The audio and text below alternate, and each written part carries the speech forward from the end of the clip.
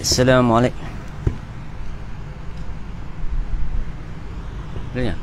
Tes.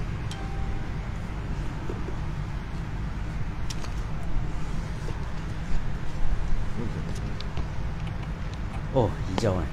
Okey. Ingat. Assalamualaikum warahmatullahi wabarakatuh.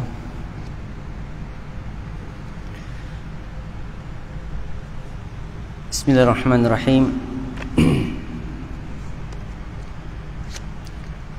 Alhamdulillahirabbil alamin. Nahmaduhu wa nasta'inuhu wa nastaghfiruh.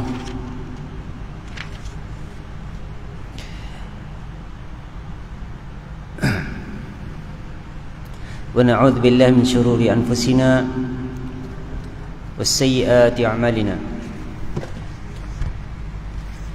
Man yahdihillahu fala mudilla lahu wa man yudlil fala hadiya lahu.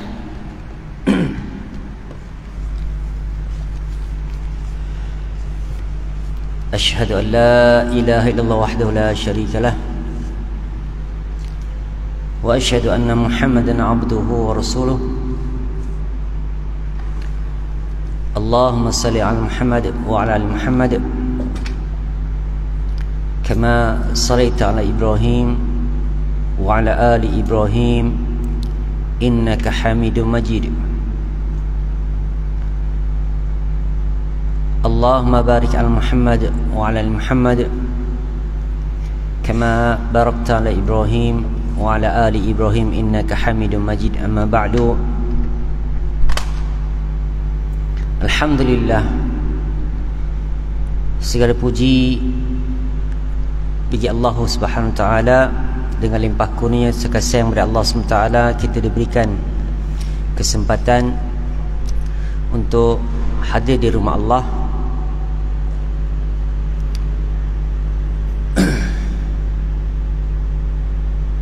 untuk meneruskan perkongsian ilmu, insya-Allah. Dan insya-Allah mungkin sebagai mukaddimah, sekadar nak kongsikan tentang apa yang imam kita baca tadilah pada rakaat pertama, ya, sebelum saya teruskan tentang Riyadhus Salihin, kitab Riyadhus Salihin, kitab karangan Imam Nawawi rahimahullah. Jadi yang sebenarnya saya kongsi ni pun secara tak sengaja lah, bukan dirancang, tapi sebab dengar, ya. Jadi macam ayat tersebut mengajak kita lah renung sekejap, ya. So imam kita baca tadi surat Al-Isra pada rakaat pertama. Saya nak ajak kita tengok ayat yang bermula daripada ayat yang ke-11 surat Al-Isra, iaitu pada muka surat 283. Surat Al-Isra adalah surah yang ke-17, ya, surah yang ke-17, bermula daripada ayat yang ke-11. Antara beberapa perkara yang mungkin kita boleh ambil pengajaran lah, kalau imam kita baca lagi, tuan-tuan dengar ayat ni, tuan-tuan boleh rasa sikit lah, ya, tak banyak pun sikit. So antaranya Allah sebut dalam ayat muka surat 283 surah yang ke-17 ayat yang ke-11, kan. A'udzubillahi minasyaitonirrajim. Firman Allah SWT, wa yad'ul insanu bisyarri du'aahu bil khair wa kana insanu ajula. So Allah SWT berkata wa yad'ul insan, ya, dan manusia ni berdoa kepada Allah SWT, ya.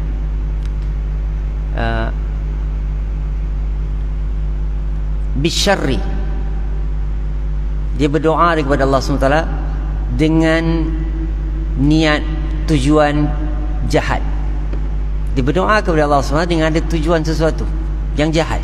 Bisyarri, ya, bisyarri du'ahu, ya, dan kejahatan dalam doa dia tersebut bil khair, untuk kebaikan, ya. Tuan boleh faham dekat sini ya.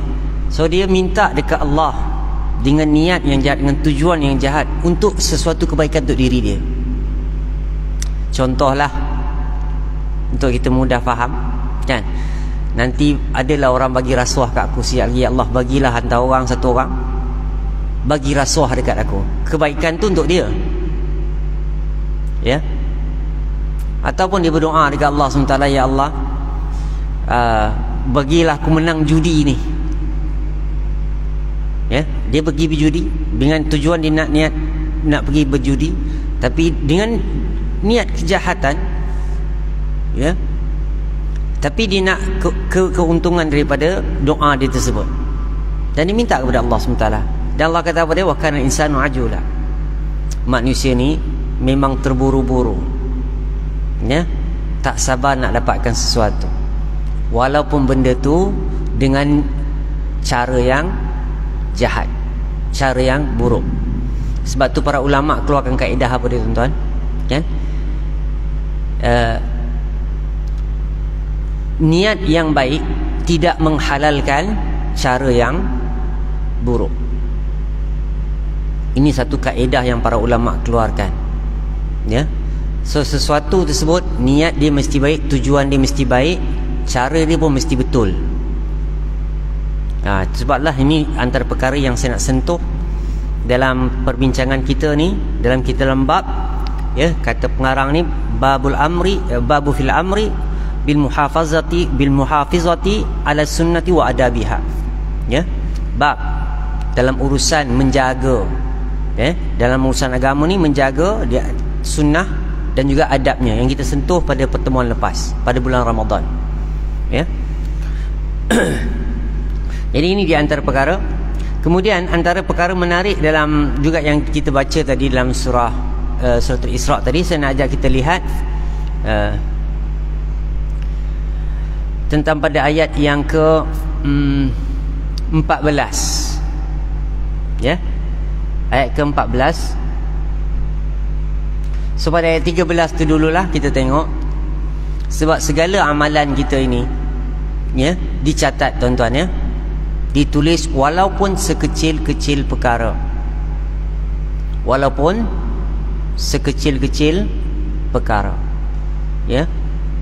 So kita pernah dengar Allah SWT sebut yang kita semua hafal, wa may ya'mal mithqala dzarratin khairan yarah wa may ya'mal mithqala dzarratin syarran yarah.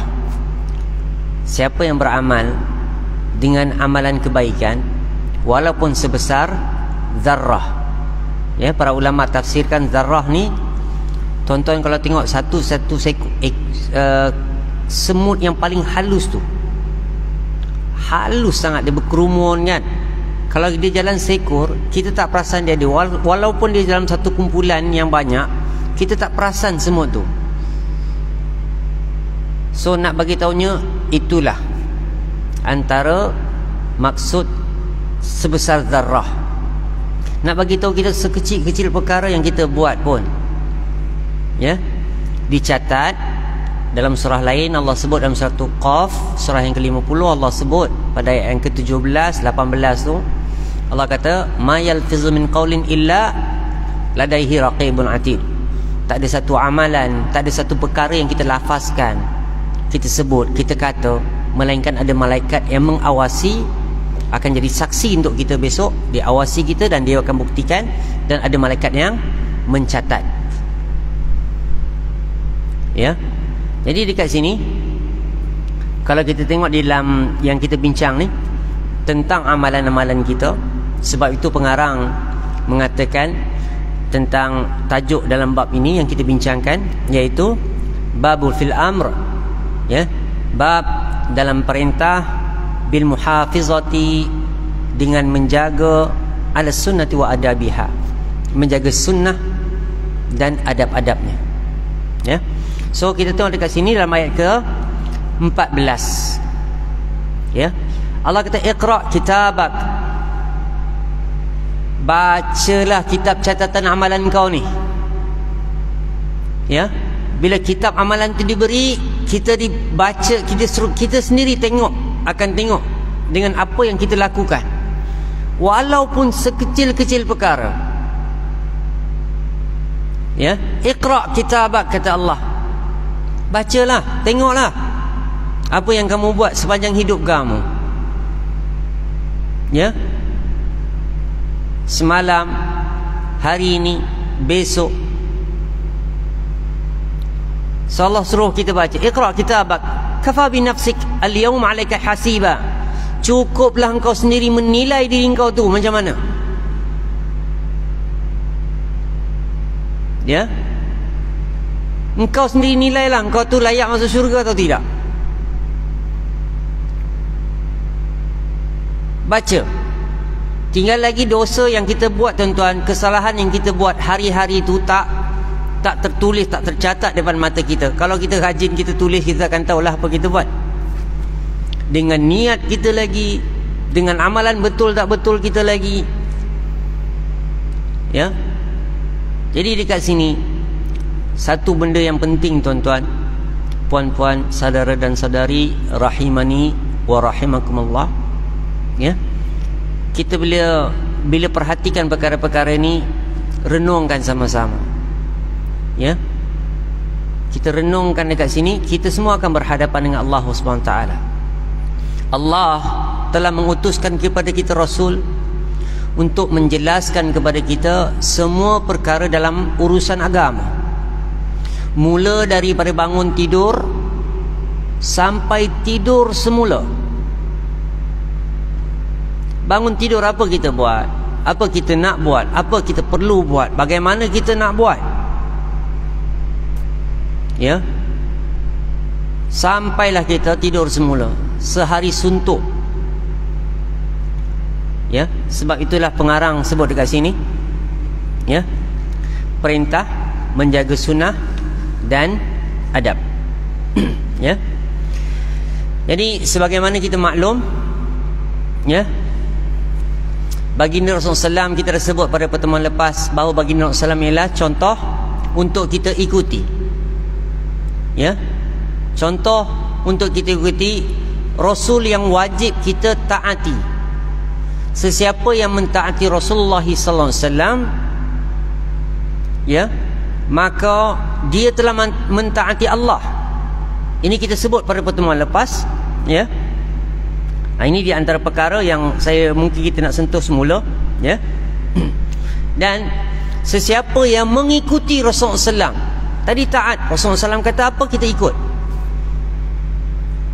Apa je Nabi perintahkan kepada kita, kita sami'na wa ata'na. Kita dengar, kita taat. Dalam perkara yang sama, kita diperintahkan untuk mentaati Allah, mentaati Rasul sebut dengan mengikuti Rasulullah SAW. Ikut baginda SAW. Mungkin pada kita, sebagian kita tengok itu satu yang, oh ni sunat aja, maka kita boleh tinggalkan. Ini sesuatu yang perlu diperbetulkan pemahaman ini. Ya, seboleh-bolehnya kita ni usahakan untuk mengikuti baginda SAW sebaik mungkin. Ya, kalaupun tak boleh mirip 100%, ya, cubalah usahakan kepada peratus-peratus yang ada ikuti sunnah baginda SAW. Saya nak ajak kita lihat dulu, kita dah bincang dah sebelum ayat ni, ya. Dalam surah pengarang sebut dekat sini ialah surah Ali Imran, ya, surah yang ke-3, ayat yang ke-31. Al-Quran yang sama, muka surat 54.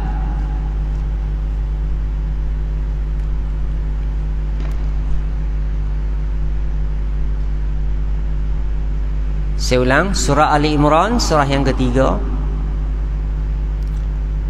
ayat yang ke-31, muka surat 54. Tuan-tuan ambillah ayat ini, jadikan di pedoman untuk kita untuk mengikuti baginda SAW. Allah perintah, Allah kata, Qul, katakanlah oleh engkau Muhammad. Allah perintahkan untuk kata, bagi tahu dekat kita, Allah perintahkan Nabi untuk cakap kat kita dan Allah rekodkan dalam Al-Quran Al-Karim, ya, untuk kita semua tahu dan kita tetapi ayat ini supaya kita dapat lakukan perkara ini. Apa dia? In kuntum tuhibbunallah, sekiranya kamu mencintai Allah. Mencintai Allah ini bermaksud apa dia? Iman.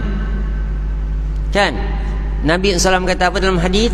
Tidak beriman seorang kamu sehingga dia mencintai Allah dan Rasulnya melebihi daripada apa yang dicinta, apa yang ada daripada dunia ni seisinya,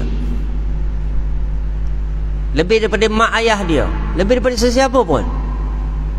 So iman itu cinta, mencintai Allah. Kalau kamu, kita buktikan keimanan kita, kecintaan kita kepada Allah SWT. Apa cara kita nak buktikan? Apa justifikasi untuk menilai, kayu ukur untuk menilai perkara keimanan kita kepada Allah, kecintaan kita kepada Allah? Allah kata apa dia? Ya, fattabi'uni, ikutilah aku, ikutilah Rasulullah SAW. Ya, kita mungkin tak dapat ikut bagi Nabi SAW 100%. Saya percaya kita tak mampu. Ya, kalau tuan-tuan mampu, alhamdulillah. Ya, kalau kita tengok dalam Sahih Bukhari itu, ya, beribu-ribu hadis ada dalam Sahih Bukhari itu, kita nak baca pun tak habis. Ya, apatah lagi nak amal. Ya, nak baca pun tak habis. Ya, jadi dekat sini kita tengok dekat sini. So bukti keimanan kita, yang sebenarnya kenapa pengarang ini sebut tadi, kenapa yang kita kena jaga sunnah ni, kita kena jaga adab-adab sunnah ini. Ya, sebab Allah SWT kata apa dia? Kalau kita satu, kita diperintahkan untuk ikut Rasulullah SAW. Kemudian apa dia? Yuhibbukumullah. Dengan kita mengikuti contoh atau petunjuk Nabi SAW tadi, Allah akan mencintai kita. Dan inilah sesuatu perkara yang sangat-sangat kita harapkan dari si Allah SWT. Allah sayang kita. Ini sangat-sangat kita perlukan di dunia maupun di akhirat. Kan, ini yang kita kata apa dia, yang kita baca selalu dalam surah Al-Fatihah tu, kita baca selalu, kita minta dekat Allah, ihdinas siratal mustaqim siratal ladzina an'amta alaihim, hidayahkanlah kami jalan yang lurus, jalan mereka yang telah Engkau beri nikmat atas mereka. Nikmat apa ni tuan-tuan? Nikmat iman. Ya, ini yang kita minta. Tapi kalau kita tak ikut petunjuk Rasulullah SAW, tak ikut sunnah baginda Rasulullah SAW, tak ikut adab-adab, sentuh sikit bab adab berkaitan berhari raya kan. Ya, Allah sebut dalam Al-Quran, bagi salam kat tuan rumah 3 kali. Kalau tuan rumah tu tak buka pintu, balik. Kan dalam sunnah 3 kali tak boleh buka pintu, balik. Kalau tuan rumah tu keluar rumah, dia kata, minta maaf saya tak boleh terima tetamu sekarang, jangan kita kecil hati. Allah kata balik. Ya, kita ni pula dah zaman moden, boleh WhatsApp, boleh itu, boleh ini, mesej ke apa ke, ya. Itu salah satu adab lah, supaya tuan rumah tu sedia nak terima kita. Ini sunnah dan adab, kan.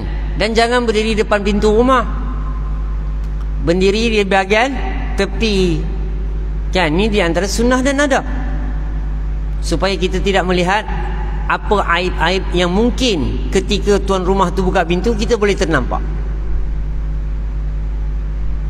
Ya, tengok bagaimana Islam ini mendidik kita, sunnah dan adab ini mendidik kita, ya, dalam menjalani kehidupan seharian. Jadi kalau kita ikut, sebab tu Allah kata, Allah perintahkan, katakan Nabi, fattabi'uni yuhibbukumullah, Allah akan cinta kamu. So kita akan suka, cinta kita itu dibukti dengan sunnah-sunnah yang kita, sunnah dan adab yang diajar oleh baginda Rasulullah sallallahu alaihi wasallam. Lakukanlah dia, cubalah pelajari ia, ya, doa-doanya, amalan-amalannya, ya, adab-adabnya. Ini di antara perkara. Tapi malangnya kebanyakan, mungkin ada sebahagian saya boleh kata, ya, sunnah ni disebabkan kata dia segala sunnah dia bukan wajib, dia nampak pada masalah fiqh. Sedangkan sunnah Nabi itu diperintahkan untuk kita ikuti. Tapi dalam mindset, oh ini sunnah aja, tak wajib. Ini juga perlu diperbetulkan. Antara perkara, kalau kita lihatlah, ya, dalam sunnah, mengamalkan sunnah ni, saya perhatikanlah kanak-kanak kecil lah terkhususnya kan. Janganlah orang tua-tua kita macam kita pun buat juga, macam budak-budak kecil juga buat. Macam sunnah, dalam mengambil wuduk, dalam berwuduk, ya, saya perhatikan kalau dekat sekolah agama tu,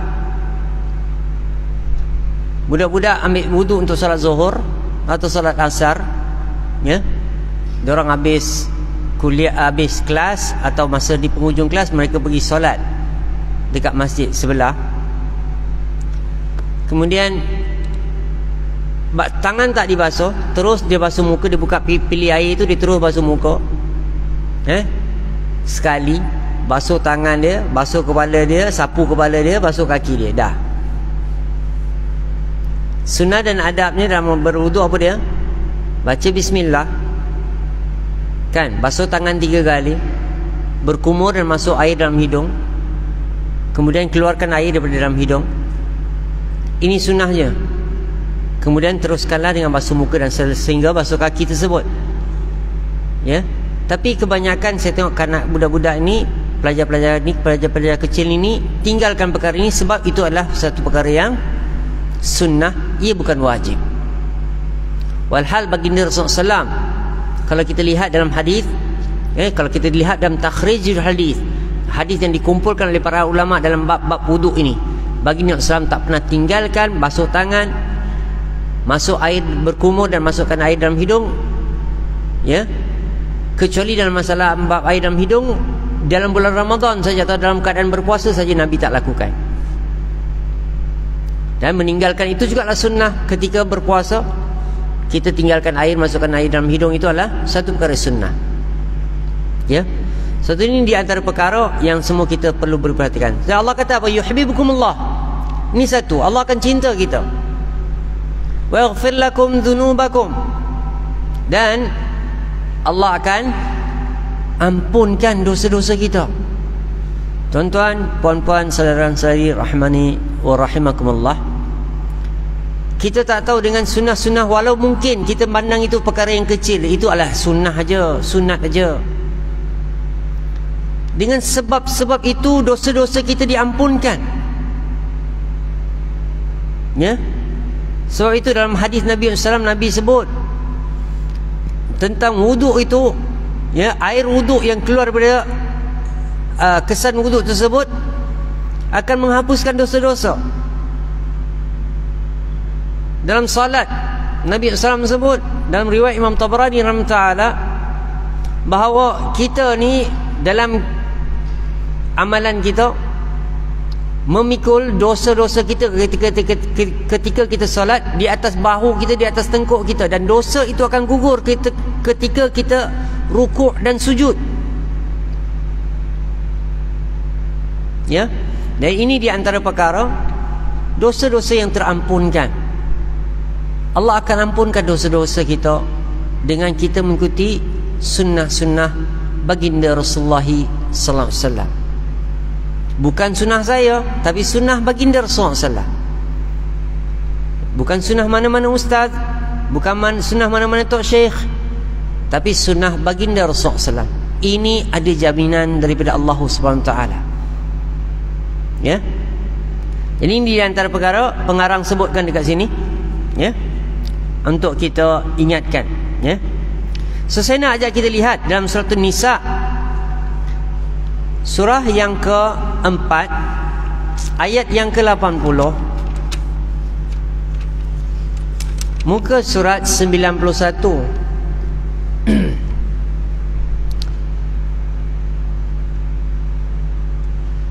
Dalam surah An-Nisa ini terlalu banyak ayat-ayat menceritakan, memerintahkan kepada kita untuk mentaati Rasulullah SAW.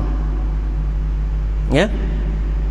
So tengok, saya bawa contoh dekat sini ayat muka surat 91 surah An-Nisa, surah ayat yang ke-80, surah yang keempat. Apa kata Allah?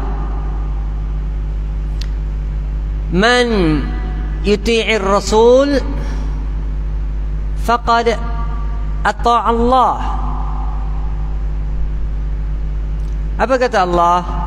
Sesiapa yang mentaati Rasul, sesungguhnya dia telah mentaati Allah. Subhanallah, begitu besarnya ketaatan kepada Rasulullah sallallahu alaihi wasallam. Taat Rasul itu bermaksud kita taat Allah. Ya. Jadi ini di antara perkara perlu kita mentaati baginda Rasulullah SAW dalam segala urusan kehidupan kita. Macam saya sebutkan tadi, bermula daripada bangun tidur sehingga kita tidur semula. Cubalah pelajari, ya, belajar sunnah-sunnah baginda Rasulullah. Apa baginda buat selepas bangun tidur? Benda pertama, seterusnya sehinggalah baginda SAW tidur semula. Saya pernah sentuh, kalau tuan-tuan, puan-puan, saudara-saudari masih ingat tentang bab solat kan? Sebab solat ni adalah perkara pertama yang Allah akan nilai, kita akan ditanyakan, akan ditimbang amalan solat ini. Antara saya sentuh pada pertemuan lepas, yang disebutkan oleh Imam Ibn Hibban rahimahullahu ta'ala dalam kitab beliau As-Sahih. Beliau kumpulkan tentang hadis-hadis bagaimana cara baginda Rasulullah SAW beribadah, bersolat, melakukan solat, ya.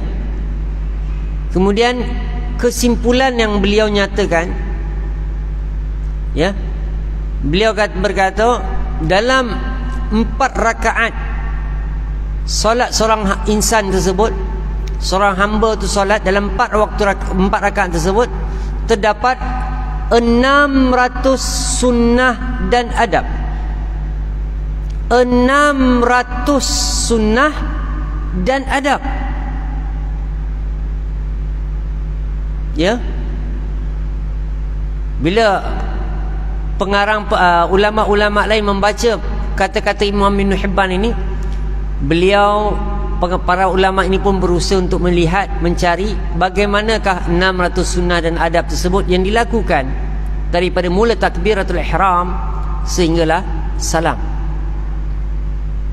Maka terkumpullah buku berjilid-jilid terkadangnya yang dikarang oleh mereka tentang sunnah-sunnah dan adab, ya, dalam solat. Jadi begitulah para ulama kita menegaskan, menekankan, Al-Quran juga menekankan kepada kita, ya. So siapa taat dekat Allah, siapa taat dekat Rasul, faqad ata' Allah. Sesungguhnya dia telah mentaati Rasul, mentaati Allah. Kan Allah kata lagi apa? Wa man tawalla, siapa yang berpaling, tak nak ikut, tak nak taat dekat Rasul, Allah kata fama arsalnaka alaihim hafiza. Bukan tugas engkau nak jaga dia orang ni, tugas engkau sampaikan, tugas engkau bukan jaga dia orang ni. Begitu juga saya dekat sini, ya.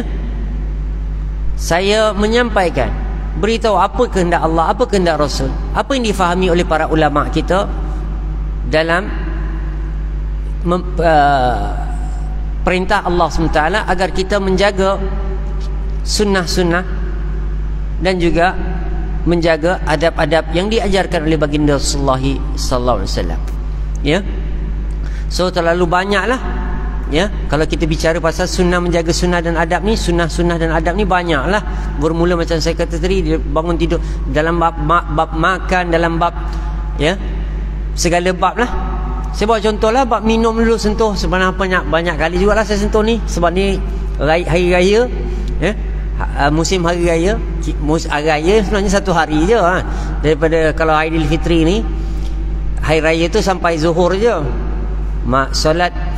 Solat lepas maghrib, ya, hari Ramadan terakhir itu sampai zuhur sahaja, satu Syawal zuhur tu. Tapi masyarakat kita dia punya extend lain macam, kan?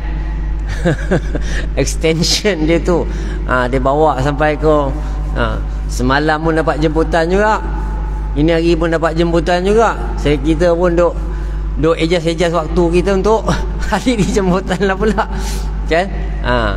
Tapi itulah dia. Ini agak terkini punya sistem lah, kan? Lebih dahsyat lagi sekarang ni lah, trend-trend terkini ni. Saya tak tahulah sebab nak balas dendam PKP 2 tahunnya pasal tak dapat raya. Extend sampai ke raya haji pun dia buat jadi raya Aidilfitri. Tu lagi dahsyat tu. So jadi renung-renungkan. So dekat sini, ya, kita tengok dekat sini Allah perintahkan kita jaga, ya, taat dekat Rasulullah sallallahu, ya. Jadi ini di antara perkara yang kita semua kena ingat sama-sama lah, saya dan tuan-tuan, ya. So pengarang lagi sebut tentang satu ayat, satu surah daripada surah Asy-Syura, surah yang ke-42, surah yang ke-42, ayat yang ke-52. Surah yang ke-42, ayat yang ke-52.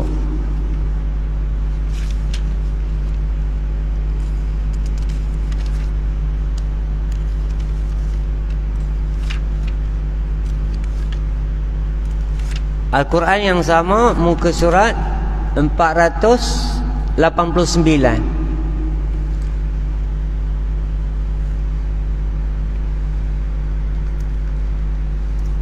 Ada beberapa perkara menarik untuk kita lihatkan dekat dalam ayat ini.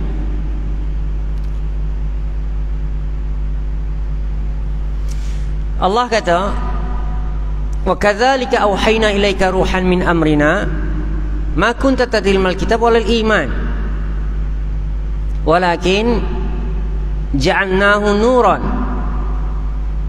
nahdi bihi man nasha'u min ibadina wa innaka latahdi ila siratin mustaqim.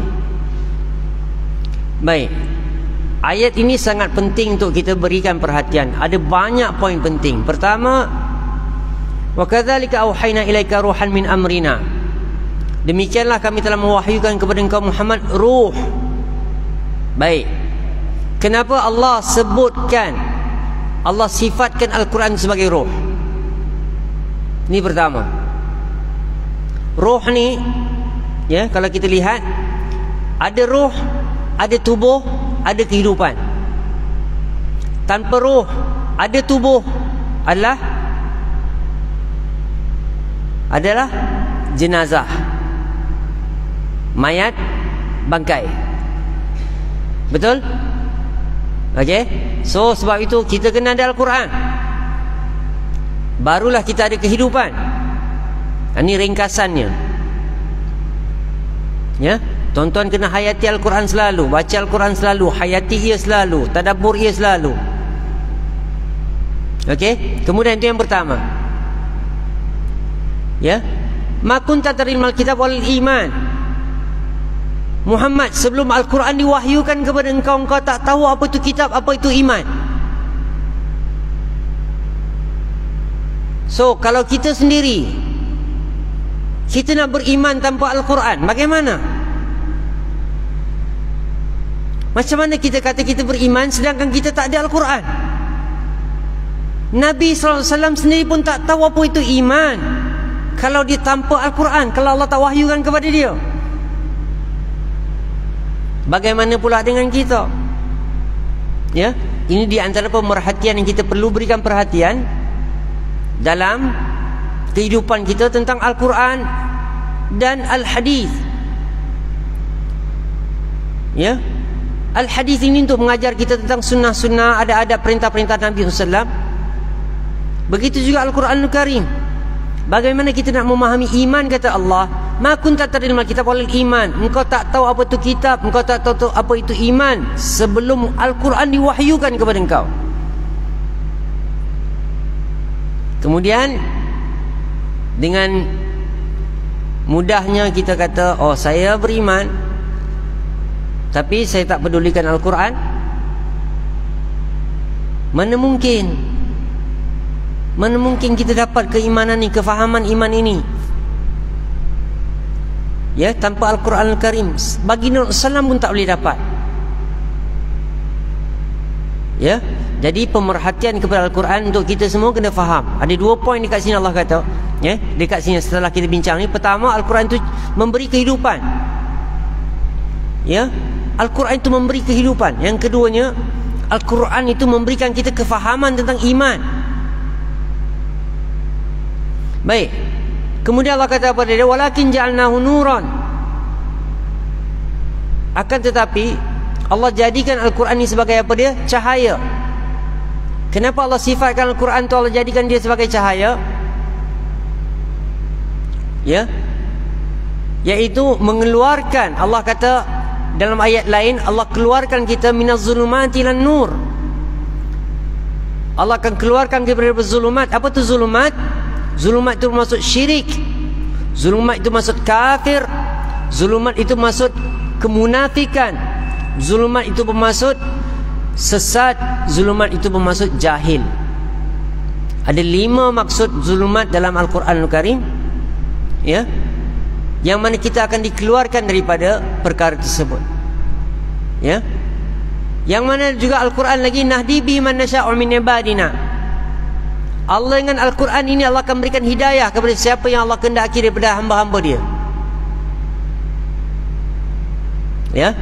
Dan Allah sebut yang terakhir ialah wa innaka latahdi ila siratin mustaqim. Sesungguhnya engkau Muhammad benar-benar memberikan petunjuk kepada jalan yang lurus. Setiap hari kita minta dekat Allah, ihdinas siratal mustaqim. Allah pun jawab, kita teruskan lagi, siratal ladzina an'amta alaihim. Jalan yang orang yang telah engkau beri nikmat ke atas mereka. So Allah kata dekat sini, wa innaka, baca ayat ini baik-baik, latahdi, benar-benar menunjukkan. Rasulullah akan tunjukkan kepada kita. Ini cara dia. So Rasulullah akan tunjukkan cara. Bagaimana? Sama ada daripada sudut iman atau sudut amal. Sebab itu kita kena ikut, kita kena amalkan, kita kena pelajari, kita kena jaga sunnah dan adab ini. Sebab bagi Nabi SAW Allah kata apa dia? Benar-benar menunjukkan kepada kita jalan yang kita minta tu, siratal mustaqim tu. Apa guna kita minta, kemudian Allah tunjukkan, Allah bagi kita, okey, engkau ikut Nabi SAW, tapi kita tak nak. Kemudian kita minta lagi, ihdinas siratal mustaqim. Bagaimana kita nak dapat ini semua? Bagaimana kita boleh dapat, ya, siratal mustaqim yang kita minta hari-hari itu 17 kali paling minimum, ya. So ini antara perkara, ya, sebagaimana dalam Al-Quran kita minta tapi kita tak buat. Ini macam kita kata Al-Quran sebab hadza syai'un ajib, ya, ini benda ni pelik betul dia orang ni. Minta, bila orang bagi, buang, ya. Minta siratal mustaqim. Allah kata ikut Nabi, Nabi akan tunjuk kamu jalan yang lurus. Dia tak nak, ya. Jadi ini antara perkara saya dan tuan-tuan semua kita kena pelajari sunnah-sunnah dan adab ini, ya. Banyak pengarang-pengarang buku buat, turunkan hadis-hadis, ya, kumpulkan hadis-hadis bagaimana baginda Islam hidup dalam seharian. Di antaranya pengarang menyebutkan, para ulama menyebutkan, di antara Imam An-Nasa'i rahimahullah di kalam buku Al-Sunnah Al-Yawm wa Lailah, sunnah sehari semalam. Satu hari satu malam tu apa nak buat, ya. Macam saya sebut tadi, mula daripada bangun tidur sampai tidur semula, Jadi gigihlah, usahakanlah, ya, beli, baca, pergi mengaji, belajar. Dan insya-Allah masjid kita subhanallah luas, selesa, ya. Saya rasa masjid ni di antara masjid yang pernah saya pergi yang paling selesa yang pernah saya pergi. Saya rasa masjid ni lagi best. Saya baru pergi Putrajaya pun saya tak rasa best daripada Putrajaya. Betul saya kata. Ya, selesa tempat ni. Jadi tuan-tuan, masjid dah ada, pengajian dah ada, ustaz dah ada, guru dah. Tuan-tuan pergi beli kitab, datang pengajian. Itu je tuan-tuan kena buat dan amalkan. Ya, sikit je lagi. Semua dah ada. Fasiliti semua dah ada. Besok kita nak jawab apa dengan Allah? Ya. Jadi dekat sini kita tengok betul-betul dekat sini, wa innaka latahdi ila siratal mustaqim. Sungguhnya engkau Muhammad benar-benar menunjukkan kepada jalan yang lurus. Ya. Sesuatu perkara yang amat penting untuk kita fahami. Okey. So, saya nak ajak yang terakhir tuan-tuan. Surah An-Nur, surah yang ke-24. Surah An-Nur, surah yang ke-24. Ini yang terakhir dalam perbincangan kita pagi ni. Tuan-tuan pun ada perancangan untuk masih ada jemputan-jemputan. Tapi tak pergilah pukul 7 pagi kan. Kejap lagi lah pukul 10, 11 kan. Tuan-tuan jangan cakap nak keluar sekarang pula kan. Surah ayat yang ke-63 tuan-tuan ayat yang ke-63. Muka surat 359.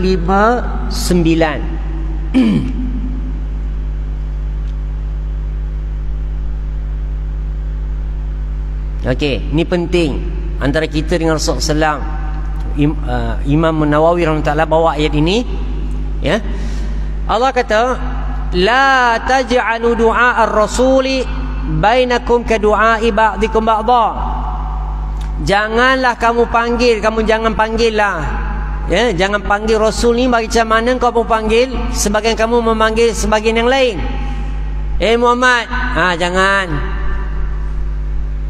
Ni larangan Allah.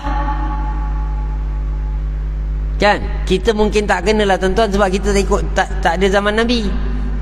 Kita bukan hidup zaman Nabi. Tapi ini satu bayangkan, panggil Rasul perkataan yang Allah tak suka pun Allah tak mau.